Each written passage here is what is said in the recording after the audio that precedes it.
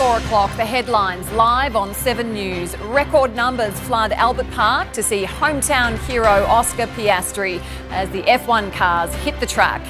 Israel ramps up its offensive on Lebanon with missile strikes against Hezbollah. The first repatriation flight lands at Tullamarine. Hear the passengers' harrowing stories. Melbourne patients unite in a major fight for medical justice. And we're live to the Gold Coast, where an undermanned Cats face a baptism of fire. This is Melbourne's 4 p.m. news with Laura Turner. Good afternoon. First at 4, they're off and racing. Tens of thousands of fans are packing Albert Park as the F1s take to the track for the first practice session of this year's Grand Prix. It was a rough start for hometown hero Oscar Piastri. Let's go live to Nick McCallum at Albert Park with all of the fallout. Nick, plenty of drama to open the season.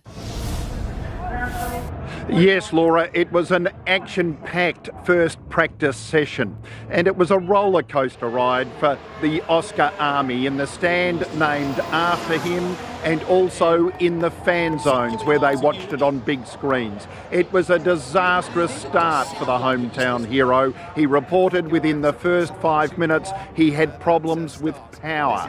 He ended up limping back into the pit lane. It took mechanics around 20 minutes to fix a software issue. Then he was back out on the track, and in his final lap he recorded the 6th fastest time of the session. The overall fastest time was from Ferrari's Charles Leclerc. Let's have a listen to some of the drama and the reaction. I've got no power. I'm idling, but I've got no throttle. Looks like he's got it running again. There's something that's still not right. The power delivery is not... Something's not right. On Oscar Piastri, it looks like it was a software glitch that they're just trying to figure out with the Mercedes engineers exactly what it was, but it looks to be okay. The crowd went up as soon as he went out, it was good. And then he went 20 metres and stopped. I'm crossing my fingers so tight for him, and when he finished 6th, I was really excited. So, and everyone here jumped for joy. I was really nervous, but he seemed to come good in the end. Not quite where he wanted to be, but it's only at P3. I can guarantee you tomorrow he'll qualify on pole and he'll win the race on Sunday. The crowd gets right behind him every single time he comes roaring past. It's very, very special for the city. New regulations introduced this season for Formula One mean the cars are smaller and lighter, but they are faster. The first training session of the season was bound to be dramatic, and it certainly lived up to expectations and thrilled fans and organisers. You talk to the teams, they don't really know. I mean, I think there's been some gamesmanship over the pre-season, but we're about to find out. Today will be the day when they're on the racetrack and they want to put their best foot forward.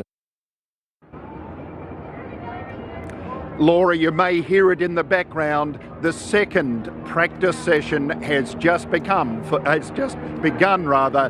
Oscar and for the other drivers. Right, Nick McCallum live for us at Albert Park. Thank you, Nick.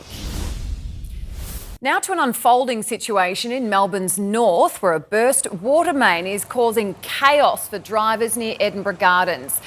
Part of St George's Road is closed right now as water cascades down the road. Let's go straight to Jacqueline Stanley in Fitzroy North.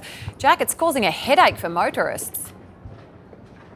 It certainly is, Laura. This is about a 500-metre strip of St George's Road, which turns into Brunswick Street. If you know where we are, we're heading down into the city. This is a major thoroughfare during peak hour times, and the Department of Transport are urging people to take other routes. You can see here people walking up because the trams are stopping way down at Alexandra Parade and people are having to walk home up here. I'll just show you where the source of the problem is. There's sandbags there in those tram tracks where the water main has burst. We're told it's a 600 mill pipe that has burst, and you can see just how many crews are here trying to repair this. We are now going over 5 hours that this has been a problem. You can see there are 4 trams that are stopped in the middle of this, and at one point today this was entirely covered in water. Now Great and Western Water say they are investigating the problem and that no houses have been damaged, but we have seen some residents coming out very, very angry with the crews here.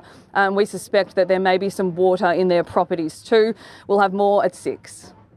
Jackie Stanley live for us in Fitzroy North. Thank you.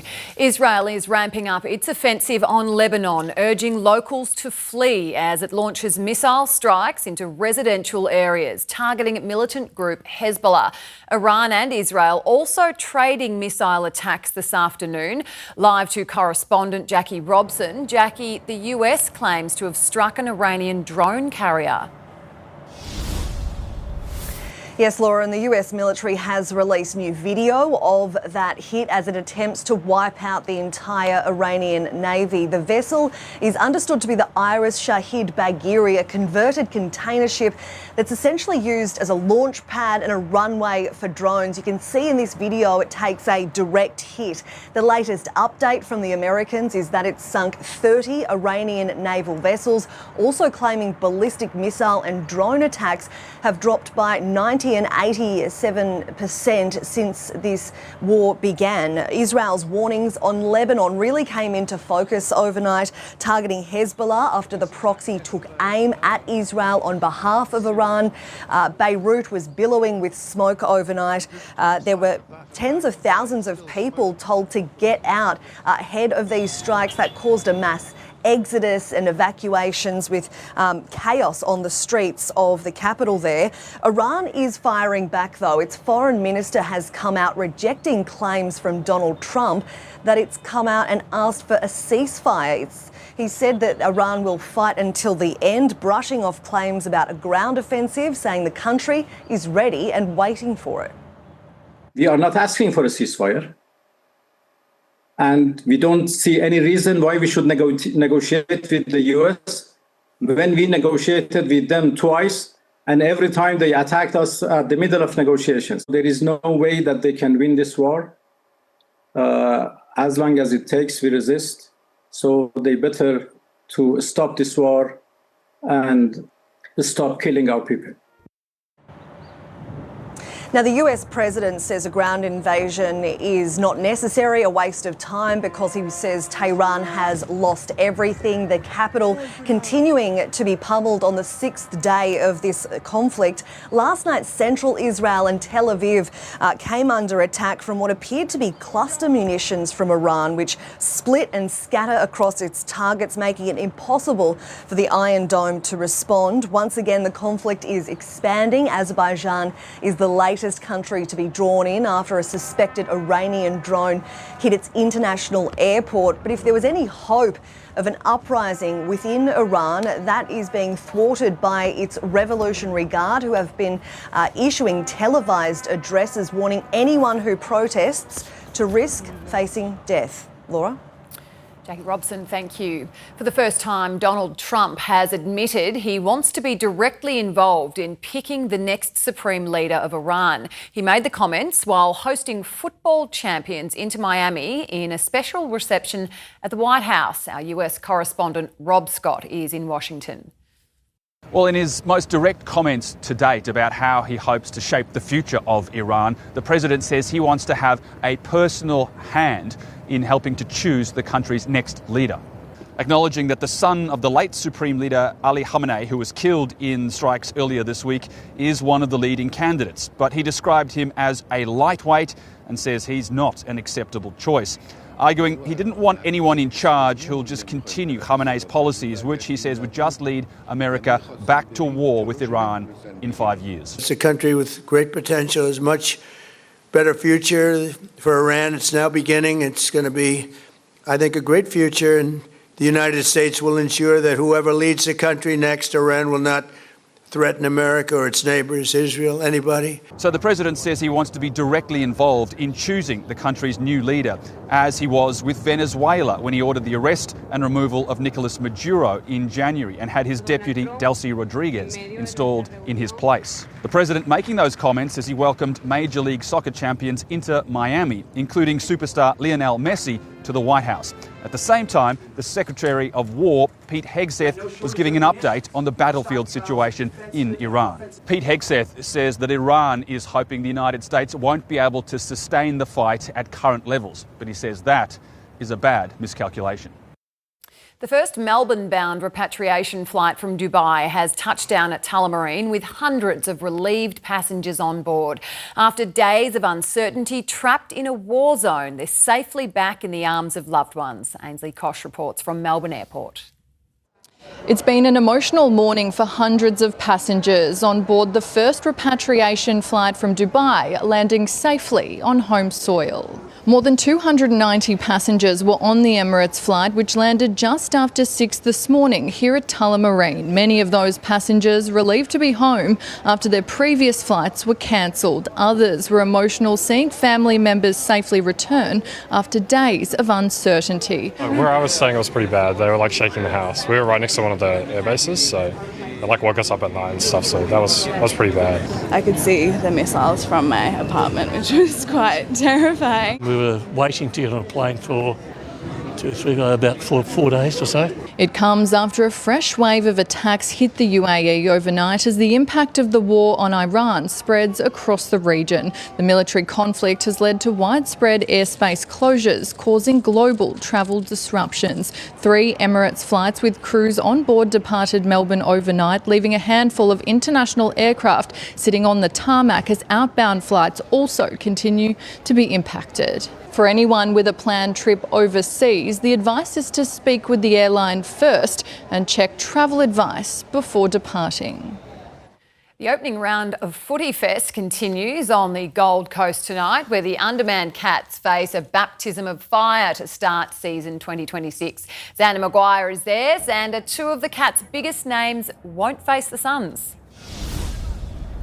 Well, that's right, Beck. Chris Scott actually denied this through the week, but then it was proven with a selection bombshell just last night. Neither Patrick Dangerfield or Jeremy Cameron will play against the Gold Coast Suns here at People's First Stadium tonight. Patrick Dangerfield still battling a calf issue that he sustained about 2 weeks ago, while Jeremy Cameron, the Cats just won't take any chances on his quad issue after a pre-season that's been plagued by his broken arm that he actually suffered in the second half of the grand final. It means the Cats will have to rely on youth tonight. Shannon Neal, the youngster, he'll hold up the Cats forward line as the key forward, while names like Bailey Smith and Max Holmes and Tanner Bruin will run the midfield. Another man who won't be playing AFL footy today is Jamari Ugle-Hagan. Instead, he's out here just behind me on the second oval at People's First Stadium, playing in a Gold Coast scratch match against Southport VFL. He's been in the action early, actually just pushed one across the face early for a quick point, but he's in the action, which the Suns fans will love to see.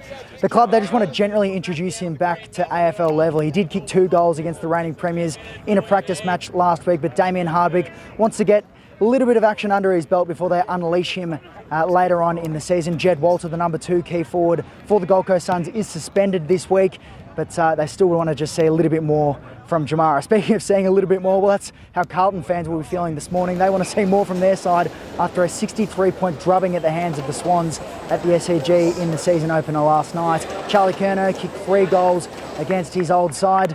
The Blues just admitting that the occasion and playing against Curnow probably got the better of them. Did the emotions get the better of some of your teammates? No doubt. I think some free kicks were paid, some goals were kicked. In the end, the result was the result. It's just the first game of the season. Obviously, we don't want to start the season like that ever, but at the same time, it's just one mark on a page, and we flip the script next week, hopefully, and bounce into the year. Remarkably, Carlton were actually up at half-time before conceding 12 goals in the third term. I'll have more updates here from the Gold Coast through the night in the 6 p.m. bulletin. We'll have special inside access from the Cats camp and, of course, exclusive access inside the stadium. Laura? Look forward to it. Thank you. Xander Maguire reporting live. Meteorologist Jane Bunn joins us now. Jane, it's turned into a beautiful afternoon. Oh, Laura, it has indeed. Foggy low cloud swept through again overnight, lasting through the morning. But as promised, it cleared at lunchtime. We've had a beautiful afternoon, so far reaching 24 in the city. We have high pressure across southern parts of the country. Cold fronts are passing to our south. You can thank those for that bit of cloud that came in this morning and will again tomorrow. To our north, we have a lot of tropical lows. While things are very quiet for us, it's not in Brisbane and Sydney. I'll show you what that means for the rest of footy's opening round a little later. Laura. Thank you very much, Jane. And wannabe thieves have attempted to steal an ATM from a pub in Carlton. The full story coming up next. Also ahead, momentum builds for a major medical class action against a Melbourne gynaecologist. And see the possum that got the party started on Chapel Street. Here's a look over Melbourne's sunny Bayside this afternoon. We'll be right back after this short break. Wannabe ram raiders have come up empty-handed trying to steal an ATM at Carlton's Great Northern Hotel. The hooded trio reversed into the building on Rathdown Street just after 6:30 this morning. It took about 6 minutes before they gave up and fled empty-handed. They haven't yet been caught. The Prime Minister is under attack on multiple fronts this afternoon after revealing 3 Australian sailors were on a US submarine that sunk an Iranian frigate in the Indian Ocean. Live to Josh Martin in Parliament House. Josh, the revelation has had mixed reactions. It has, Laura. The Greens say it means Anthony Albanese has been lying about Australia's involvement in the Iran conflict. And former Labor Defence Minister Joel Fitzgibbon says the Prime Minister has broken a long-standing convention, risking the safety of military personnel. The submarine launched a torpedo sinking Iran's Dina on Tuesday night. Sri Lankan rescuers taking 32 survivors to a hospital in Gaul and recovering the bodies of 87 sailors. More are believed to be dead. The attack is the first time the United States has sunk a ship since World War II. Iran's foreign minister calling it a horrific crime. The 3 Australian submariners on board the US vessel were conducting AUKUS training. And just last month, Australia's HMAS Warramunga participated in India's international fleet review with Iran's Dina. That's the ship that has now been blown up. So I can confirm that there were 3 Australian personnel on board that vessel. One of the big pluses behind the AUKUS arrangements are Australian personnel getting experience across a range of assets, including being on board nuclear-powered submarines. I think he's been pushed and he's done what he felt he needed to do, but I think it strikes a terrible precedent. Labor's statement since this war began that Australia is not directly involved in the war has been a lie. Laura, Sri Lanka says it's offloaded 208 crew members of a second Iranian vessel near the port of Colombo, saying it's making maximum efforts to safeguard lives as the United States promises more strikes and to wipe out Iran's entire navy. As a state, as a government, while maintaining our neutrality, we keep humanity as our number one priority. Iran is hoping that we cannot sustain this, which is a really bad miscalculation. Laura, the Prime Minister has justified revealing the location of the 3 submariners due to public interest reasons. Josh Martin reporting for us live in Canberra. Thank you, Josh. Angry endometriosis patients have gathered in Melbourne as accusations against a well-known surgeon continue to mount. Christy Mayer has the latest.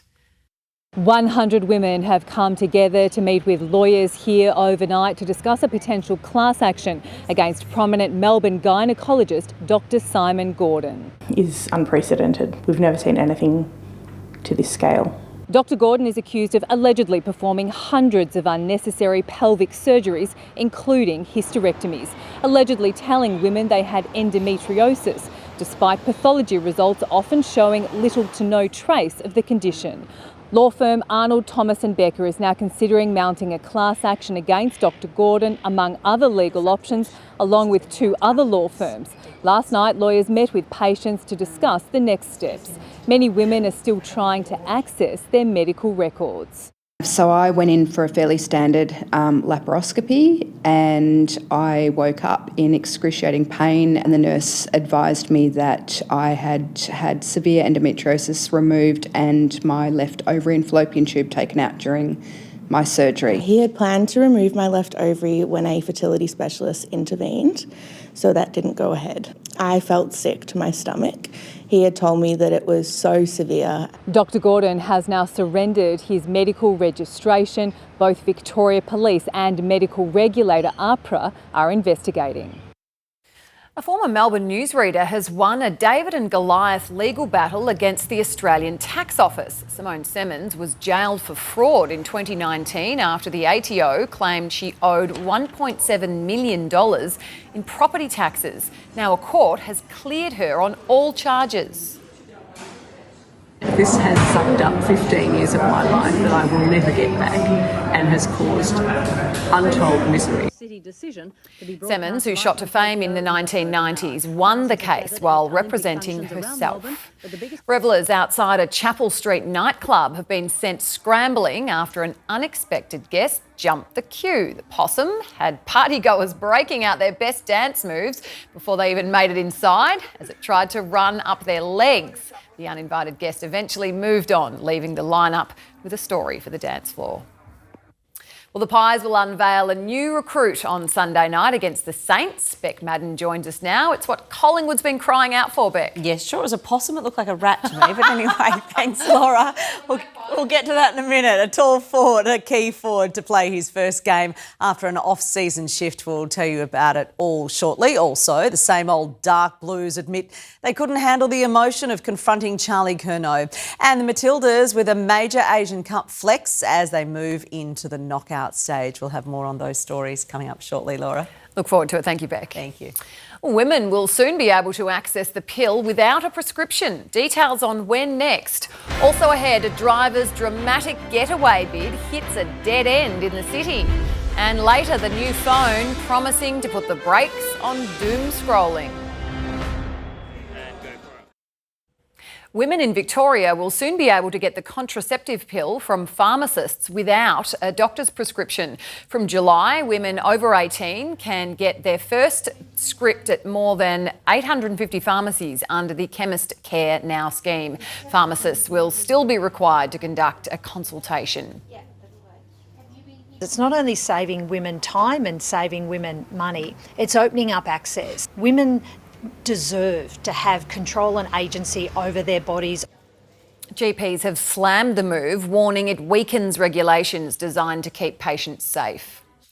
A driver's getaway bid has hit a dead end in the CBD overnight, getting blocked by police and ploughing into them as he tried to avoid capture. Phoebe Worthley has more. The cornered driver reversed out of this laneway here on La Trobe Street, bringing down this pole before crashing into police. CCTV captured the Kia heading into the laneway around 3:15 this morning as police tried to stop the car because of erratic driving. But instead of an escape route, the laneway was a dead end. The driver trying one more time to get away, but collided with a police vehicle as officers closed in to block him. Yeah, pretty scary. Yeah. Lucky no one get hurt. It's not safe at all. Lots of crazy people on the street, especially on the night, especially on the corner of this street. A 38-year-old man from Ferntree Gully was arrested at the scene. Police allege they found false plates on the car and seized drugs found inside it. They took the man in for questioning. Police say the two male officers in the police car weren't physically injured. Now it's time to go around the world in 80 seconds. Ukraine has brought home 200 soldiers held in Russian captivity in the latest prisoners of war exchange. The swap was brokered by the US and the UAE. President Zelensky confirming the news, saying Ukraine is working to bring everyone back and no one is forgotten. Savannah Guthrie has returned to the Today Show studios for the first time since her mother was kidnapped. The NBC host has been off air for more than a month, thanking her colleagues for their support. She didn't appear on the broadcast, however, is reported to return to work at an unspecified date. To Washington, where Donald Trump has fired his Homeland Security Secretary, Kristi Noem. It comes 2 days after Miss Noem faced a grilling on Capitol Hill. She'll take over a new role called Special Envoy for the Shield of the Americas. Billionaire James Packer is engaged for a 5th time after rekindling his romance with former girlfriend Kylie Lim. Packer confirmed to News.com he and the Canadian-born former model and socialite are looking forward to the future. And day 2 of the largest and most prestigious dog show has gotten underway in the UK. This year's competition recording nearly 19,000 entries, with 150,000 visitors expected to watch this year's talented pups showcase their skills. And that's your trip around the world in 80 seconds. Still to come on 7 News, serious fears for the safety of the Iranian women's soccer team and why Britney Spears spent the night behind bars. We're live from Melbourne on 7 and 7 Plus. Stay with us. You're watching 7 News Melbourne. Laura Turner with you. These are the stories we're following this hour. Record numbers of fans have turned out for the Formula One Grand Prix to see hometown hero Oscar Piastri hit the track. Israel ramps up its offensive on Hezbollah in Lebanon, launching further missile strikes. Emotional reunions at Tullamarine as the first repatriation flight from the Middle East lands in Melbourne.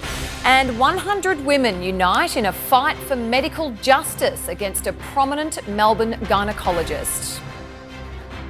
Australia has taken on one of its boldest steps yet to weed out Islamic extremists, moving to shut down a Muslim splinter group, which boasts a long-time member base in southwest Sydney. The ban is effective immediately and will make it a criminal offence to belong to the group. Chris Marr reports. Well, a ban on controversial Islamic group Hizb ut-Tahrir under new federal hate laws, but there are warnings they face potential legal challenge. Under the hate laws introduced in the wake of the Bondi terror attack, the Islamic group Hizb ut-Tahrir has become the first organisation to be banned. It means being a member of or helping recruitment, along with providing support, risks jail terms up to 15 years. The group was named in the wake of Bondi, along with the neo-Nazi National Socialist Network, which disbanded late last year. The ban, starting today, welcomed by Jewish leaders. We welcome the fact that it's now being used the way it was advertised to be used, that it is actually showing that it has some teeth for once and that it's going to have some effect. Home Affairs Minister Tony Burke says the ban comes from a recommendation from ASIO, but civil liberty groups warn it faces legal challenge in the High Court. There are no proper boundaries in these laws. There's an ill-defined definition of what a hate group is, what constitutes hate. Hizb ut-Tahrir is already outlawed in a string of countries, including Pakistan, Indonesia and the United Kingdom. The Iranian women's team have been labelled wartime traitors by state TV in their home country. In front of a sellout crowd on the Gold Coast last night, the players gave a military salute to the national anthem, in stark contrast to 2 nights earlier. Declan Milton reports.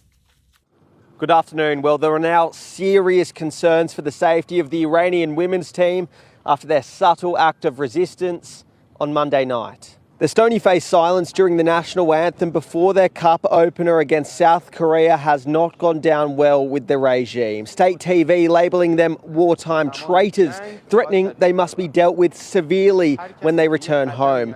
The side certainly got the message. Last night, ahead of the match against the Matildas, the Lionesses were in full voice and even added a salute. Outside the stadium, around 200 people rallied in support of the team. Many regard them as hostages to the regime. Their every movement watched and monitored. Their lives are at risk and they would face jail time, execution. Our cameras were there today as the team left for an outing to the beach. We were quickly surrounded by security who claimed the players did not want to be filmed. At Surfers Paradise, security wouldn't let the players off the team bus because they knew we were there. We caught up with Matilda star Sam Kerr and asked her about last night's game. Yeah, it was good. I mean, yeah, it's just nice to get the win. Do you have a message for them as well? Obviously, it's been a massive journey for them to get here, so... Yeah, I mean, obviously just wish them luck in the rest of the tournament. The Lionesses will play the last of their group stage matches here on Sunday night against the Philippines, but with 2 losses, they can't make the knockout stage. As to when they return home and what awaits them when they do remains uncertain.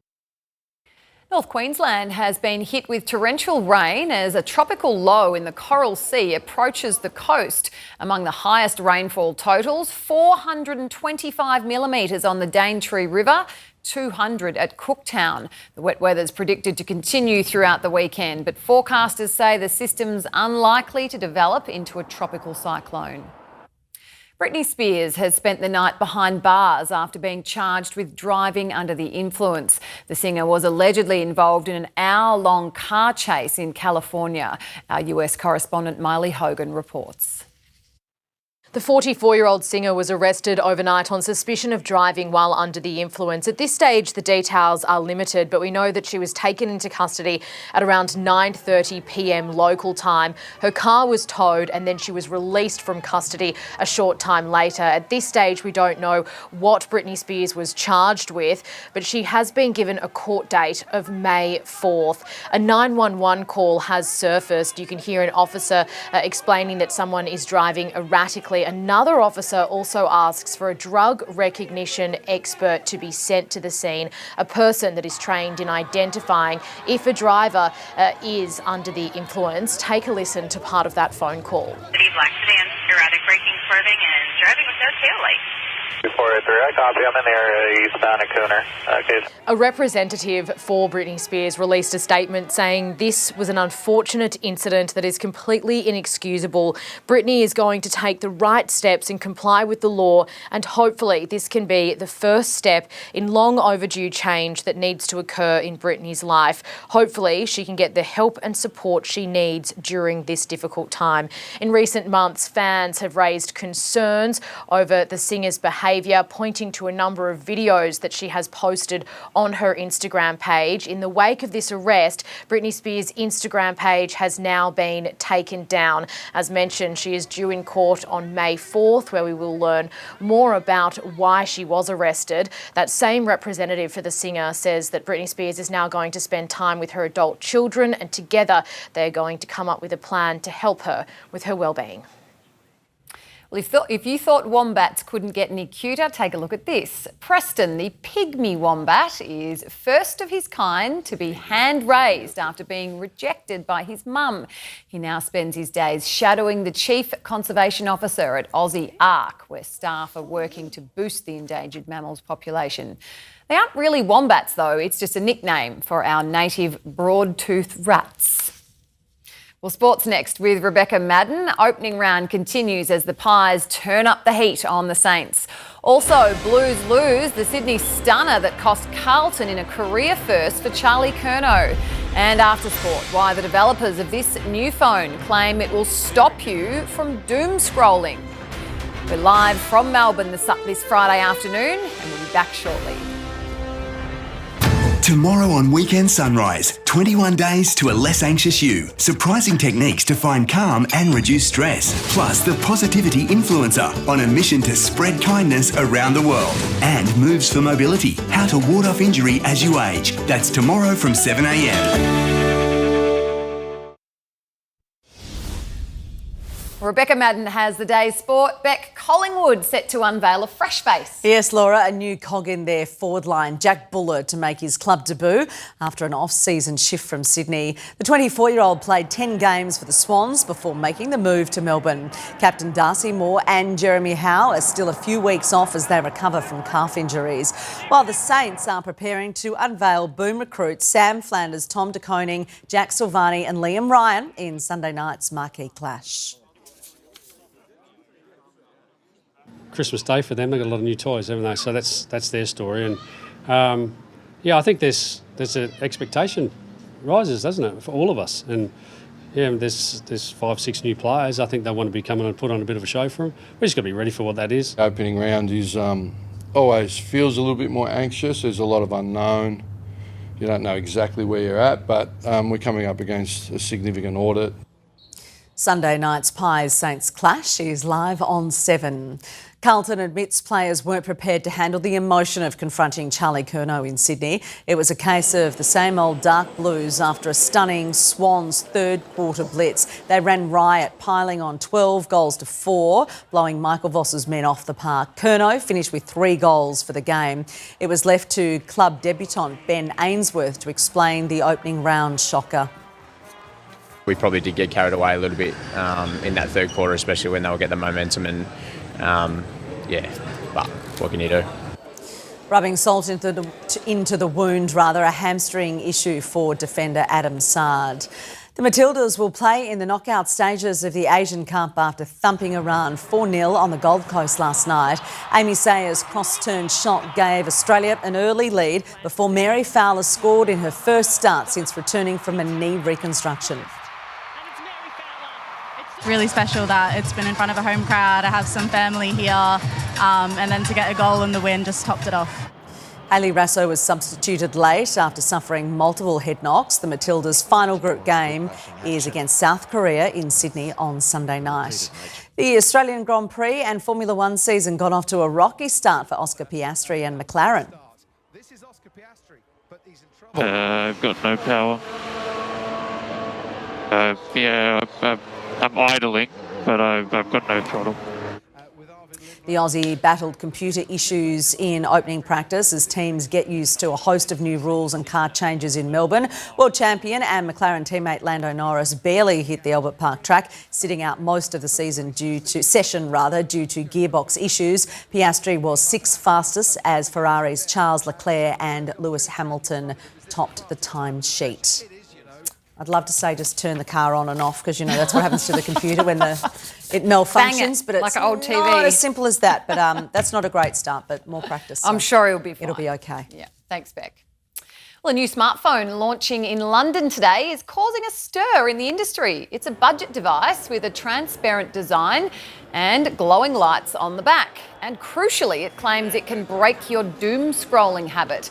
The phone allows you to set schedules and time limits for specific apps. It blocks harmful content and mimics the minimalist style of older phones. The so-called nothing phone retails for $649. Guns N' Roses will be returning to Australia for a massive run of stadium shows this November and December. The world tour will kick off on November 29 in Adelaide and make its way through Townsville, Brisbane, Newcastle, Melbourne and finish up in Sydney. General tickets go on sale next week on March 13. Across Victoria, you're watching 7 News. Jane Bunn's up next with our forecast.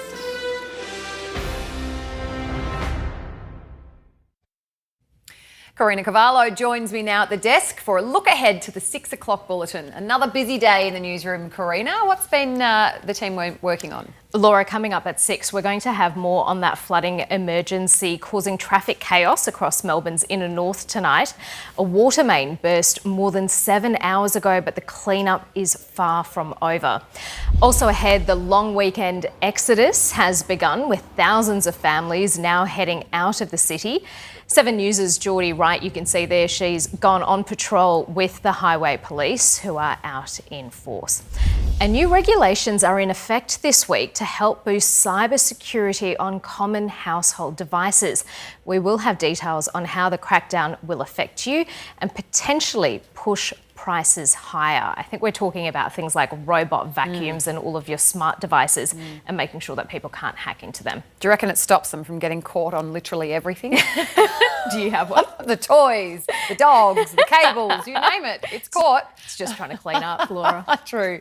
Well, thank you, Karina. Look you. forward to 6. Well, Jane Bunn returns on our sunny afternoon. Jane, what's in store for the long weekend? Well, Laura, Sunday and Monday, they're the highlights of our long weekend. Cloud returns tomorrow and it lingers all day. This morning's foggy low cloud was fog in Healesville. It was low cloud in the city, but it cleared at lunchtime as promised, and we've had a gorgeous afternoon, reaching 24 so far in light winds. It should be a pleasant Friday night.